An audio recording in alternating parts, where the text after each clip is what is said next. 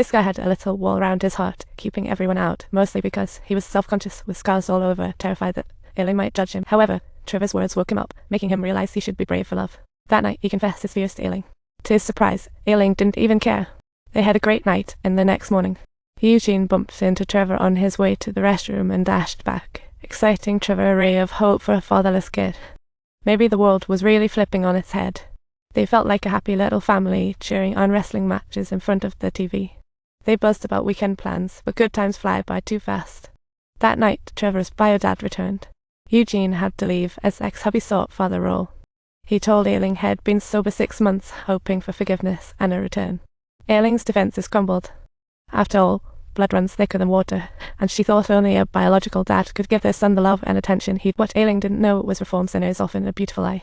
Next day, she found Eugene, apology-filled. She explained that her husband wasn't that bad, just drunk when he lost his cool and that he never laid a finger on Trevor. Eugene snapped like a dragon. Eugene was once in Trevor's shoes, in a violent home. At 12, he boldly escaped. He only came back as an adult, all buffed up, only to find his father still drinking and beating on his mother. This time, he warned his father, touch her again, and I'll snap your legs. The old man was suddenly speechless. It was clear he had his father shook. Eugene then planned to take his mom and run. You are familiar with him. Last time we mentioned traveling, and now it's time to commence with Russia's perspective. Called the predaint, then subsequently I tried to get involved. The one least likely to touch his son, seeing Ailing, was still oblivious. Eugene, heartbroken, left, and events unfolded as he predicted. Not long after, the ex-husband returned, reeking of booze, questioning if Ailing had been influenced by Eugene. They immediately got into a shouting match, and he even raised his fists ready to give Trevor a lesson. Ailing had to duck into her. At that moment, she finally understood what Eugene meant. The next day after school, once all the students had left, Trevor pleaded with Eugene, hoping he would give Mom another chance.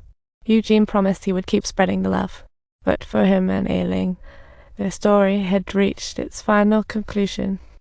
It seemed as though they were trapped in an endless loop. His mission to spread love appeared all the more hopeless. Trevor felt utterly deflated, disbelief washing over him. Little did he know, he had already sparked a wildfire of love, quietly spreading around him. Just like with his first helping target, he may not have kicked his habit, but he spread some love. That morning, he was crossing a bridge to school when unexpectedly he saw a lady about to jump. He hurried forward to dissuade the homeless man, croaking out in a hoarse voice, "Why are you pestering me like this, homeless guy? Are you kidding? Do I look like I live in a penthouse? Come have coffee with me. What? Please help me." So he saved her, and little did he know, that homeless guy was helping himself too. When Ailing heard about the homeless guy's plan, she jumped into action, seeking out her long-lost mother. Turns out, her mom was a flake too when she was young, completely lost contact after marriage, leaving her mom in a constant spiral of regret. Each passed by her daughters, shed peek, then slip away. Now, Ailing's a mom too. Spending time with Trevor gave Ailing a real perspective on the struggles of motherhood and the injustices her own mother faced, leading her to finally let go of grudges. She invited her mom to come visit her grandson, and just like that, Ailing's mother spread the love too. One evening while buying booze, she stumbled upon a punk being chased, and decided to let him hop in her car for a quick getaway.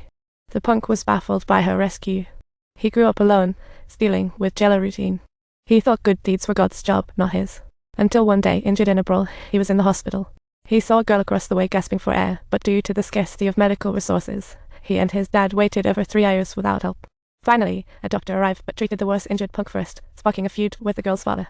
The punk quickly pieced it together but couldn't hold back his temper, leading to the chaotic scene he saw at the start of the video.